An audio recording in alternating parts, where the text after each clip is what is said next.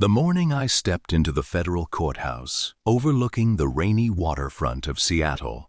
I realized my entire future would be decided before the sun disappeared behind the skyline, and the silence inside that towering building felt heavier than any storm I had ever survived. Across the polished courtroom sat the two, people who had spent years pretending to be perfect parents in front of television cameras, smiling with complete confidence while believing they could once again rewrite the truth.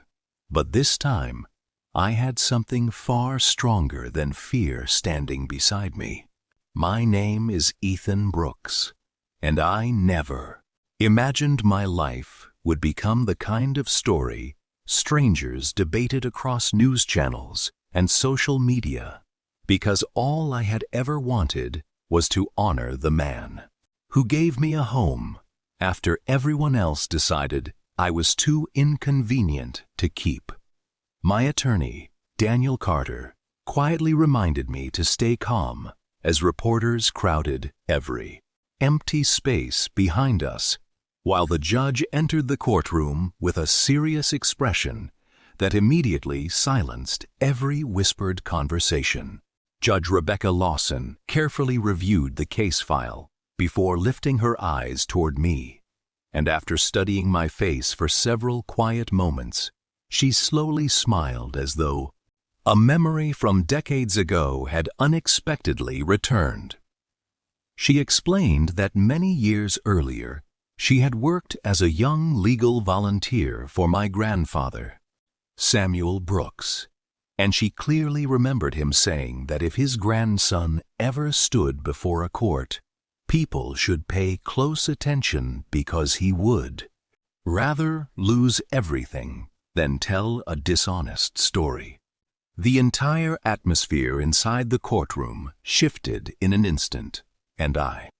watched my mother, Victoria Brooks, struggle to maintain the confident smile that had made her famous,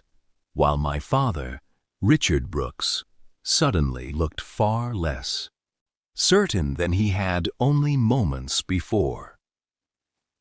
Their expansive attorney immediately began accusing me of manipulating my grandfather during his final years. But Daniel calmly replied that every accusation would be answered with medical records, business documents, personal journals, and testimony from people whose loyalty had always belonged to the truth instead of public attention. As I listened to both sides prepare for the legal battle that would expose decades of hidden pain, memories carried me back to the summer afternoon when I was only 7 years old and my parents drove me to a quiet farmhouse outside the small mountain town of Cedar Ridge.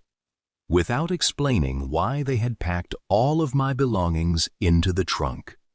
I stood on the gravel driveway watching their car disappear beyond the tall pine trees, while my grandfather opened his front door, placed one comforting hand on my shoulder, and softly promised that although some people abandoned what mattered most, he never would. My grandfather, Samuel Brooks, never rushed his words because he believed that people revealed their true character when someone was patient enough to listen, and on that heartbreaking afternoon he welcomed me into his home without asking questions that would only deepen my pain. He prepared a warm meal with his own hands,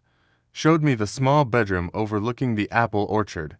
and quietly assured me that I would never have to earn a place in his family because I had already belonged there from the day I was born. Life in Cedar Ridge followed a steady rhythm that slowly repaired the broken pieces of my childhood.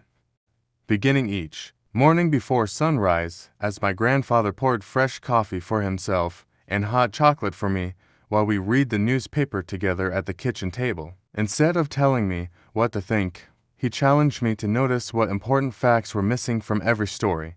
explaining that truth was often hidden Between the loud headlines and the quiet details that most people ignored, Samuel had built Brooks Harbor Logistics from a single delivery truck into one of the largest transportation companies on the West Coast. Yet he never measured success by the size of a paycheck because he believed the greatest achievement was creating opportunities for hard-working people.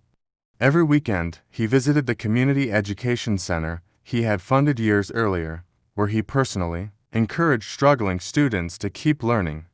reminding them that knowledge could open doors no amount of money could ever unlock. As I grew older, he gradually introduced me to every corner of the business instead of treating me like an heir who deserved special treatment, making me spend time with mechanics, warehouse workers, dispatchers, accountants,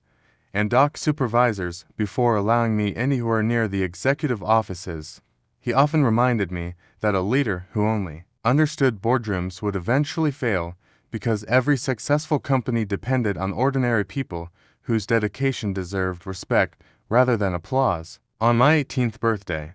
my grandfather handed me a weathered leather journal that had traveled with him through nearly every major chapter of his life, asking me to fill its empty pages with honest memories because the world had a strange habit of changing yesterday whenever it became convenient. I did not fully understand his warning at the time, but I promised to protect both the journal and the values he had spent years teaching me, never imagining that those written pages would, one day, become the strongest defense against the people who had abandoned me long ago. Several years passed peacefully until one quiet autumn morning when I found my grandfather sitting peacefully in his favorite chair beside the library window, looking as though he had simply closed his eyes to rest while the first golden leaves drifted gently across the yard outside. The grief that settled over me was impossible to describe because I had not only lost the man who raised me, but also the only person who had loved me without expecting anything in return. His funeral brought together respected business leaders, longtime employees, neighbors, teachers, and countless families whose lives had been changed by his generosity, creating a gathering filled with genuine gratitude instead of empty ceremony. My parents arrived dressed in expensive black clothing with television cameras quietly following behind them, and although they offered polished words of sympathy, I could not ignore the uncomfortable feeling that they were performing for an audience rather than mourning the man they had rarely visited. Later that afternoon, everyone gathered inside the office of my grandfather trusted attorney, Melissa Grant, where the final wishes he had carefully prepared over many years would finally be revealed to the family. The room became completely silent as she announced that the entire company, every investment, every property, and complete voting control of Brooks Harbor Logistics had been entrusted to me because my grandfather believed I would protect both the business and the values on which it had been built. My mother immediately stood up in disbelief while my father angrily accused the attorney of reading an outdated document, insisting that there had to be another version that named them as rightful beneficiaries instead. Melissa calmly produced years of signed amendments, medical evaluations confirming my grandfather remained mentally capable, and a handwritten statement explaining that wealth should always remain in the hands of someone who had demonstrated loyalty instead of someone who only appeared when cameras were present. Only a few days after the funeral, the peaceful silence surrounding the farmhouse disappeared when a certified legal package arrived at my front door containing a lawsuit filed by my parents, accusing me of manipulating my grandfather into changing his estate while he was elderly and vulnerable. News organizations quickly transformed our private family tragedy into national entertainment, and before the week had ended, reporters surrounded both my home and company headquarters while millions of strangers debated whether I was a devoted grandson protecting his grandfather legacy or a dishonest heir hiding behind a carefully crafted image. Daniel Carter invited me to his office early the following morning, where stacks of legal files covered nearly every inch of the conference table as he carefully explained each allegation my parents had included in their complaint. They claimed I had isolated my grandfather from family members, influenced his medical decisions, pressured him into rewriting his estate plan,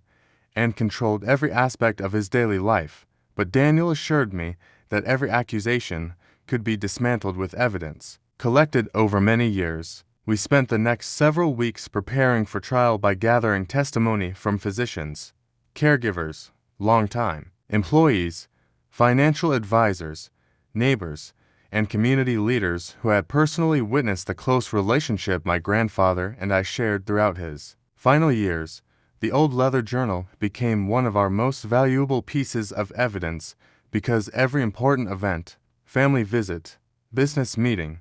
and personal reflection had been carefully recorded in his own handwriting long before anyone imagined a courtroom battle would ever take place. When the trial finally began, the courtroom overflowed with journalists and spectators eager to witness another dramatic family dispute involving wealth and public reputation. While my parents entered confidently as though they expected sympathy to outweigh documented facts, their attorney delivered an emotional presentation describing them as loving parents unfairly separated from both their son and Samuel. Yet every carefully chosen statement began to weaken once our legal team presented verified records that contradicted nearly every claim they had made. Doctors testified that my grandfather remained mentally sharp until the very end of his life. Caregivers confirmed that he personally decided who could visit him, and company executives explained that he had discussed his succession plans years before his health ever declined. Melissa Grant then presented several handwritten letters in which my grandfather described me as the only person who consistently stood beside him through every challenge, explaining that his decision was based on trust earned through actions rather than family titles. When I finally took the witness stand, I answered every question honestly without exaggeration or anger because my grandfather had always taught me that calm truth carried far more strength than emotional arguments meant to impress an audience. As I described the lessons he had shared with me since childhood and explained that every important decision had always been his alone,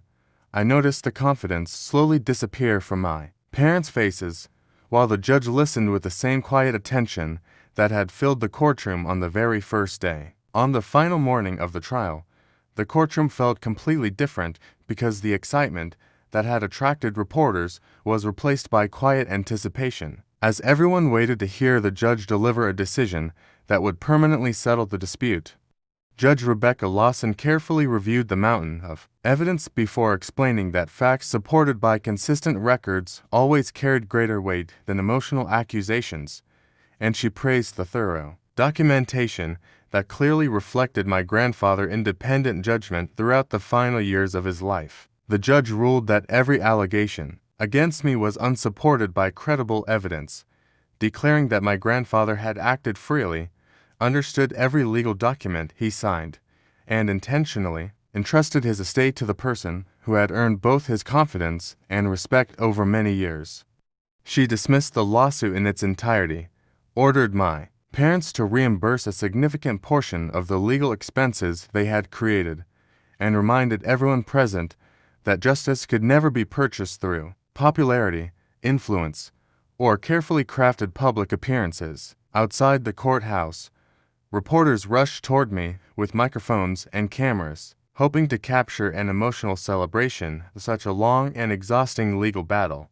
But I simply thanked everyone who had chosen honesty over convenience and walked quietly toward my car beside Daniel Carter. During the drive home, I realized the greatest victory had never been the inheritance itself, because the true reward was knowing that my grandfather's final wishes had been honored exactly as he intended. In the months that followed, I established the Samuel Brooks Learning Foundation to provide scholarships, vocational training, and educational opportunities for young people who had grown up feeling forgotten. Believing that helping others would be the most meaningful way to preserve everything my grandfather had stood for, my parents eventually reached out with words of regret, and although rebuilding broken relationships would require far more than a single apology, I chose to let go of bitterness because carrying anger forever would only imprison my own future instead of healing the past. Today, whenever I walk through the company headquarters or visit the community center where so many dreams are beginning to take shape,